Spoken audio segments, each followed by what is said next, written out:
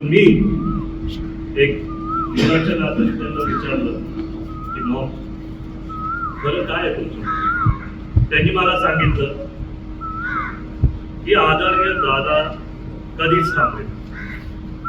तुम्हाला माहिती आहे, जेव्हा विमानाचा अपघात झाला तेव्हा पण त्यांच्या हातात पेपरच होते. ते बारामतीत सभाच करायला येत होते. मला वाटतं त्या दिवशी 4 सभेत त्यांनी तसे शेड्यूल मध्ये होते. 26 तारखेला मी दादांना पुण्यात गेलो. दादा असे नेते होते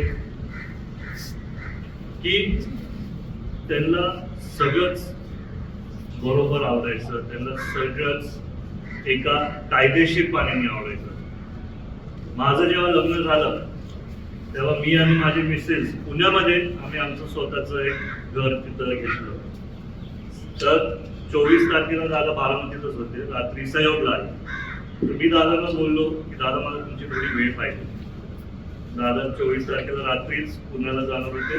तर त्यांनी मला सांगितलं 26 तारखेला तू 7 वाजता घरी पोहोच. तर मी बोललो आता माझे वडील आहेत, त्यांना थोडं तरी विचारतो, थोडं लेट जमेल तर चालतंय का, कारण 7 वाजता थोडं खूपच लवकर आहे. मी दादांना विचारलं काय थोडं ते बोलले अजिबात नाही. जसे बाकीचे लोक वेळ घेतात तसेच तू वेळ घे. 26 तारखेला 7 वाजता मी तिथं पोहोचलो आणि दादा एवढे खुश होते की मी वेळेच्या आधी तिथं पोहोचलो.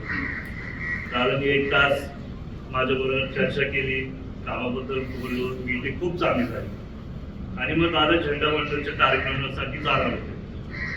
तेव्हा तुम्हाला माहिती, दादा जिथेही असतात दरवाजाच्या बाहेर निघाला की गर्दीच.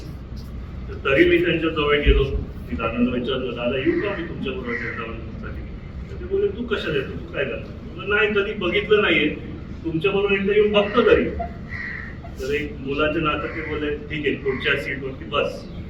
आम्ही गेलो तिथं ते परेड बघितले, झेंडावंदन झालं, त्या अधिकाऱ्यांना दादा भेटले. त्याच्यानंतर परत आम्ही फिरायला गेलो पुण्यामध्ये.